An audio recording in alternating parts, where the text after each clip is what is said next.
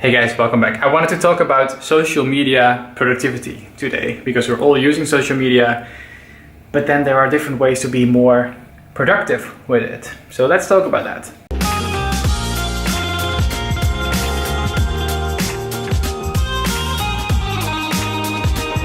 But before we dive in, I wanted to show you guys a little bit about what I've been working on.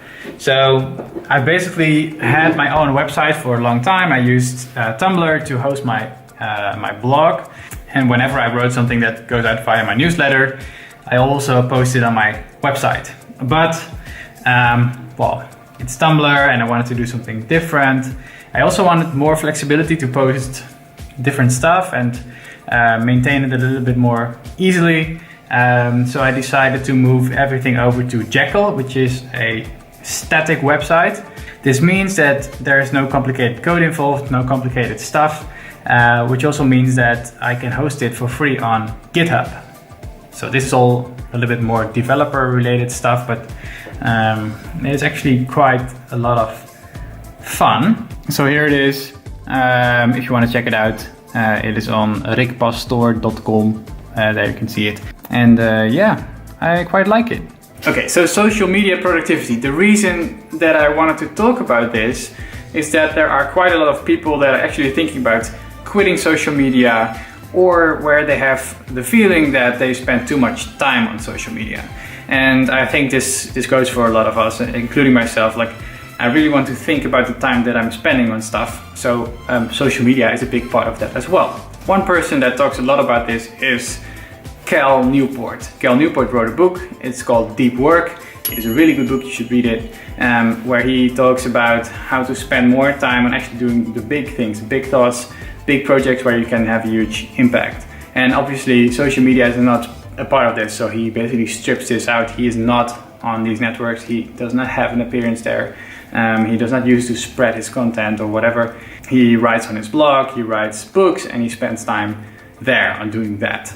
On the other end of the spectrum, there's basically everyone else who spends time on social media because, well, they want to, because they want to be distracted a little bit, or they want to learn stuff. And this is also where I fit in, because I want to use social media to learn stuff, to be enlightened, to know what's going on, to know what my friends are doing. I want to get as much value out of it as I can. And in order to deal better with social media, I have two big strategies. And the first strategy is to build barriers. So the example I'm using here is whenever my alarm goes off in the morning and I need to get out of bed, I need to walk towards the alarm to turn it off.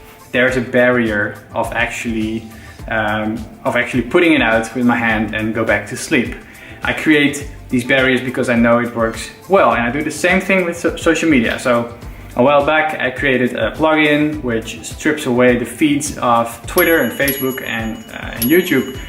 So whenever I'm working and I go to these websites, I'm not distracted by the stuff that I'm seeing. Another thing you could do is removing the apps from your phones, or use other strategies to block access to these networks. So by adding these barriers, it's a little bit harder to get there, which makes it a little bit harder to actually spend too much time on it.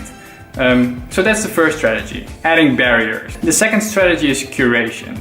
It is up to us basically what we look at, what we use. So we should take that responsibility. The first part of this is actually choosing which networks you're going to use. And the first network I'm using is Instagram, because I really like it. I like the positivity that's around it. I like to see pictures of what my friends are doing and stuff like that. So my second network is Twitter. I use Twitter a lot, and I use Twitter to know what's going on, to know what's happening. And obviously there is a lot of other websites and products you can use, but I chose not to use them. So I've curated my list of applications there. And if you look at Twitter and Instagram, or Facebook for that matter, there is a lot of tools you can use to customize what you see. And this is really important, because whenever you spend time on this network, you want to see stuff that aligns with what you're actually looking for. So a big part of the second strategy is that you need to take time regularly to purge what you see, to unfollow people that you're not interested in. You should spend time on actually doing that. And finally, you could use a tool like Nozzle. Nozzle basically inspects your Twitter feed and then emails you an overview of the biggest things that happened on your feed, on your Twitter feed. And this is really helpful for me because now I don't have to manually keep track of what's happening anymore. I don't have to get back to the network, but I get an email with all the stuff that's interesting to me. So this is it, the 2 strategies of dealing with social media. 1, adding barriers, 2, making sure that you see what you want to see, to take control over the feeds that you use. And I'm really curious to know and learn what you guys use to be productive on social media. What kind of tools, what kind of tricks do you use? Let me know. Okay guys, thanks for watching. This is it for this week. Please leave a like if you like this. It really helps me to spread the content. Please subscribe if you haven't already, because in 7 days I will have another video on productivity for you and you'll be the first to know. Thanks and see you next week.